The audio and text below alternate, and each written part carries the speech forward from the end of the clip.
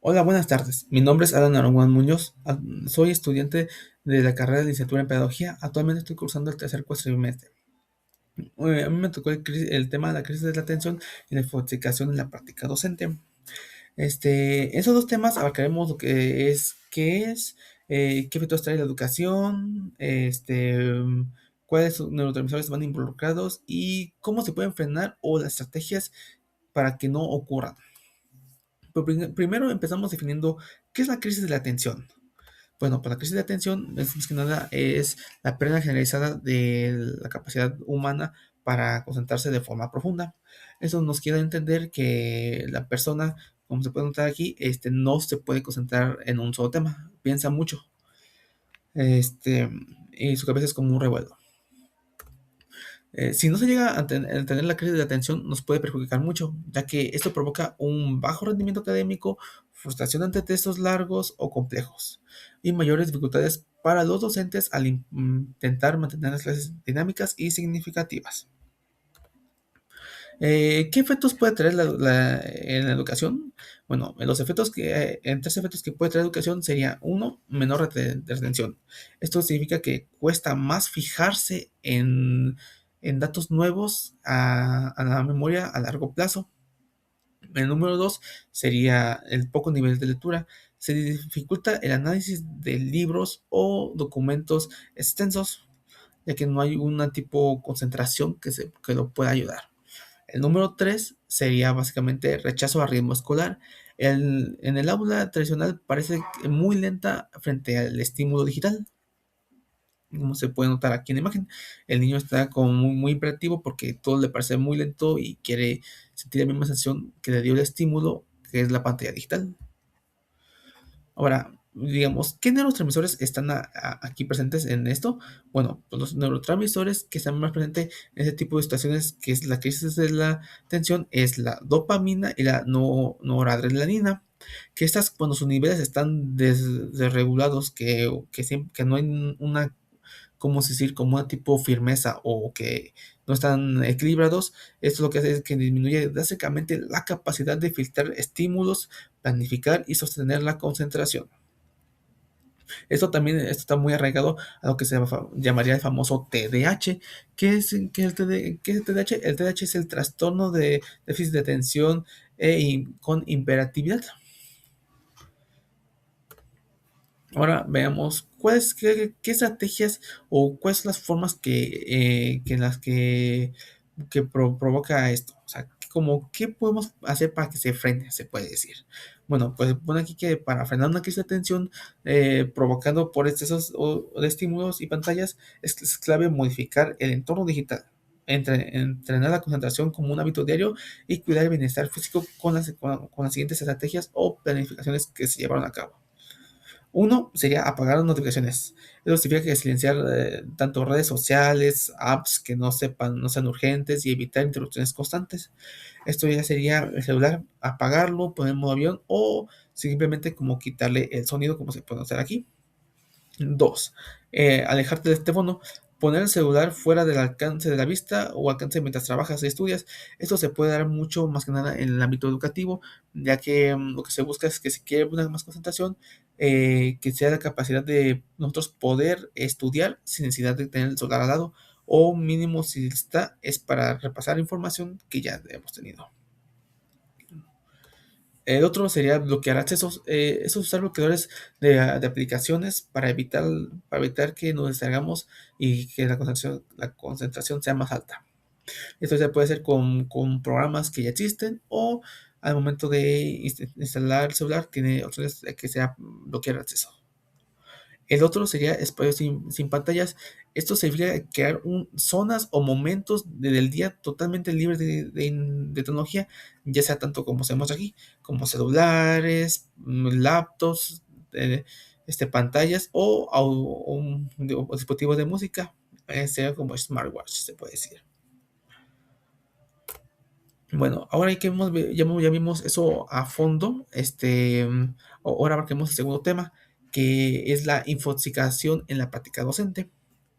Bueno, vamos a explicar, queremos saber qué es la infoxicación en la práctica docente. La investigación de la práctica docente es la sobrecarga de datos e información digital que reciben los profesores y alumnos a diario. Esto ya quiere decir que ya sea tanto a niveles de clases como a niveles de dejar tareas o planificar, ya en caso de un docente, planificar estrategias o planificaciones. El impacto del ámbito educativo de la informatización en la práctica docente sería que se genera estrés, parálisis de la toma de decisiones, dificultad de la planeación de clases claras, reducimiento de la enseñanza a un formato superficial o tradicional. Como se puede ver ahí, es tanto el estrés que se puede manejar el docente que ya empieza a recurrir a enseñar de forma antigua, como ya serían las planas o los resúmenes o copiar y pegar nada más. ¿Esto qué efectos podría traer a la educación?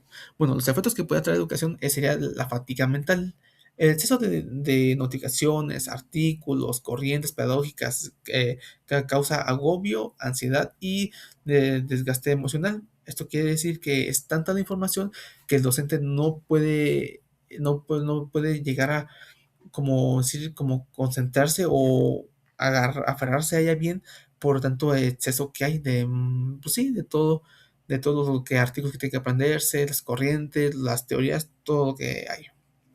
La segunda sería la parálisis operativa. Esto, ante miles de opciones, es como que de recursos de Internet, el profesor se sienta incapaz de filtrarlo. Como se ha mencionado muchas veces, el docente debe tener la capacidad de filtrar la información para enseñar o adaptar la mejor que es para el estudiante. Pero al momento de tener una parálisis operativa, es lo que impide y ya puedes ver una información, pero no va a tener la capacidad de poder filtrarla o utilizarla de una mejor forma. La otra sería resistencia al cambio. El profesor prefiere usar métodos más antiguos y continuos para evitar procesar nuevas herramientas digitales complejas. Eso se puede dar muchamente en la actualidad, ya que al momento, hoy en día muchos profesores no confían tanto en la IA o dicen que la IA no sirve mucho, pero no se dan cuenta que es una herramienta que de hoy en día al pedagogo le va a ayudar mucho no más que nada en su campo, en el campo laboral, que ya sería en planificar clases, mejorar las estrategias de juego o si no, atraer la atención de los estudiantes. Y en vez de eso, quiere recurrir nada más a lo tradicional. Escriben en el pizarrón, copian y si les quedó claro, perfecto. Es lo que básicamente muchos que van hacia atrás. Pérdida de foco. Disminuye la capacidad de la atención selectiva para evaluar los contenidos que si son verdaderos, valiosos para los alumnos.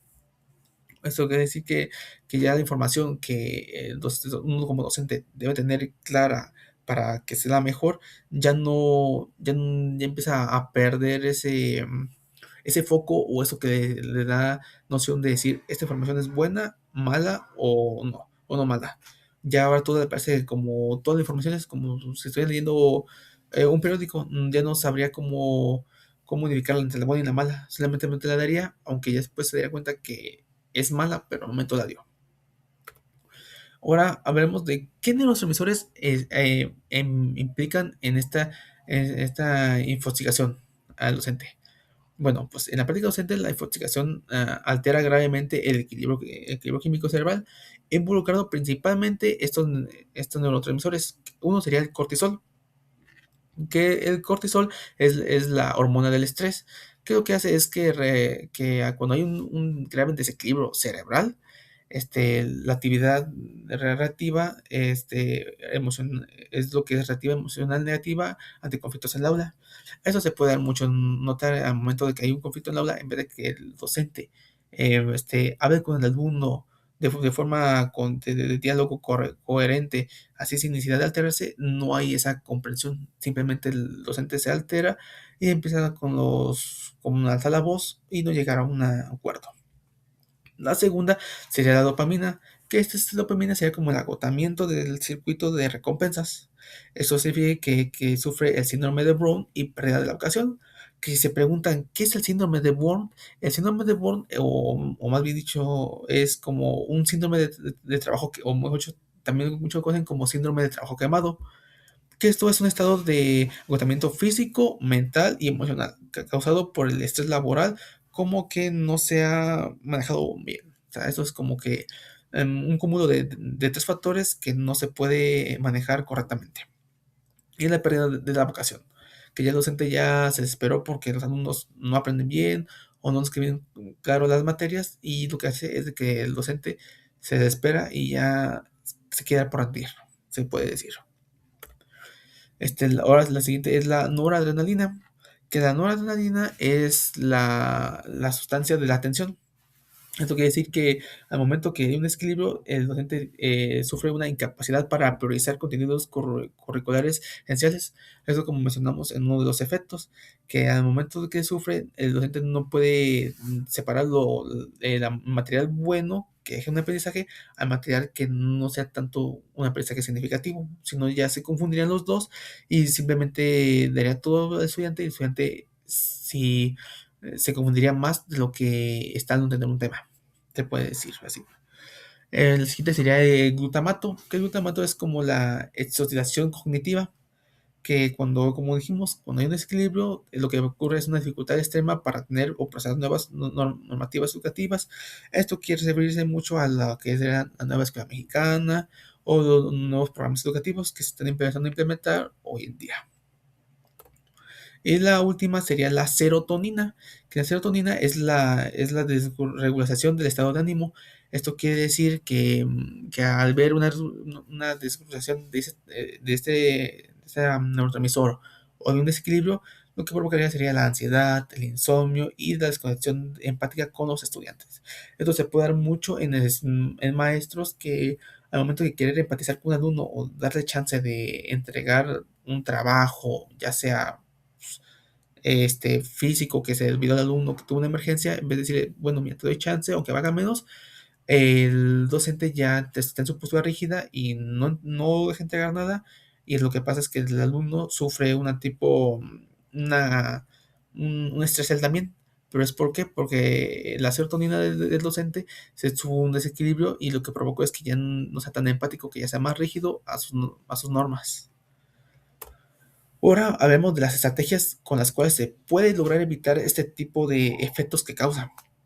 Que para evitar la infocalización en la práctica docente, es clave que el profesor actúe como un curador de contenidos, filtrador de excesos de datos digitales, y enseñando a alumnos a seleccionar solo lo relevante, claro y de calidad, siguiendo las siguientes estrategias.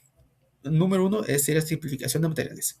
Reducir la cantidad de lecturas o recursos enviados, prioriza la calidad sobre todo.